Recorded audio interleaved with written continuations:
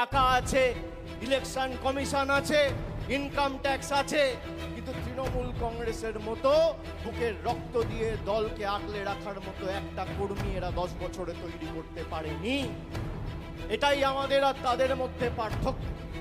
ইতিমধ্যেই আপনারা দেখেছেন ভোটার লিস্টের কাজ হয়েছে নভেম্বর ডিসেম্বর মাসে।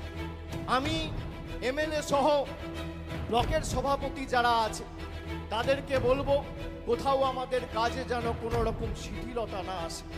তার কারণ বিজেপি যে করে হোক কিভাবে বাংলাকে কলুষিত করেছে আপনারা বিগত দিনে দেখেছেন। আগামী 26-এর লড়াইয়ের জন্য আমাদের প্রস্তুত থাকতে হবে। আমরা যতবার লড়েছি এদেরকে গোহারা হারিয়েছি।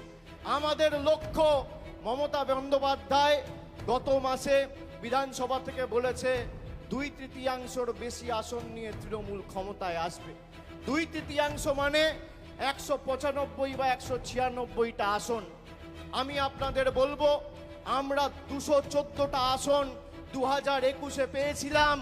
সেই লক্ষ্য অবিচল থেকে আমাদের সেই মাপকাঠি পেরিয়ে 215-র বেশি আসন নিয়ে চতুর্থবার যাতে বাংলার মুখ্যমন্ত্রী মমতা বন্দ্যোপাধ্যায় হয় সেটা আমাদের সকলকে সুনিশ্চিত করতে হবে। লড়াইয়ে 1 ছটাক জমি ছাড়া যাবে কারণে 18 থেকে তারা 12-এ নেমে এসছে। তারপরেও তাদের শিক্ষা হয়নি।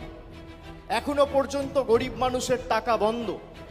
আমরা 2024 সালে নির্বাচন লড়ার সময় বলেছিলাম যে আমরা 3 মাস 4 মাস অপেক্ষা করব, তারপরও যদি গরিব মানুষের আবাসের টাকা কেন্দ্রের সরকার না দেয় তাদের টাকায় আমরা বেঁচে থাকি না, তাদের দয়া দাক্ষিণ্যে বাংলার মানুষ থাকে না।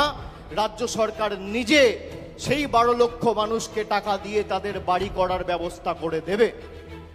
রাজ্য সরকার কথা দিয়েছিলেন, আমাদের মুখ্যমন্ত্রী সেই কথা রেখেছেন। 31শে ডিসেম্বর 2024-এর আগে 12 লক্ষ মানুষকে বাড়ির প্রথম কিস্তির টাকা সরাসরি ডাইরেক্ট ব্যাংক ট্রান্সফার করে তাদের অ্যাকাউন্টে পৌঁছে দিয়েছেন।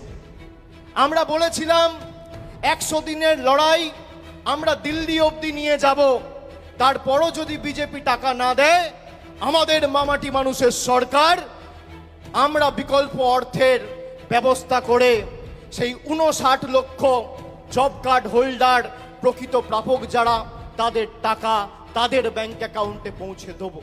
নির্বাচন ঘোষণা হওয়ার আগে কলকাতার রেড রোড থেকে মমতা বন্দ্যোপাধ্যায় ঘোষণা করেছিলেন যে আমরা এদের দয়া দাক্ষিণ্যে বেঁচে নেই।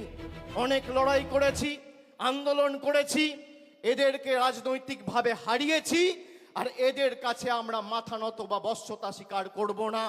আমাদের মামাটি মানুষ সরকার এই 59 লক্ষ প্রকৃত প্রাপককে 100 দিনের টাকা তাদের ব্যাংক অ্যাকাউন্টে পৌঁছে দেবে। আমরা দিয়েছি, কিন্তু আমার কোথাও যেন মনে হয়েছে নির্বাচন গেছে, তারপরও একের পর এক ষড়যন্ত্র হয়েছে এবং আমাদের দল সর্বোপরি এই রাজ্য পশ্চিমবঙ্গকে ছোট করার একের পর এক ষড়যন্ত্র চক্রান্ত পরিকল্পনা করেছে।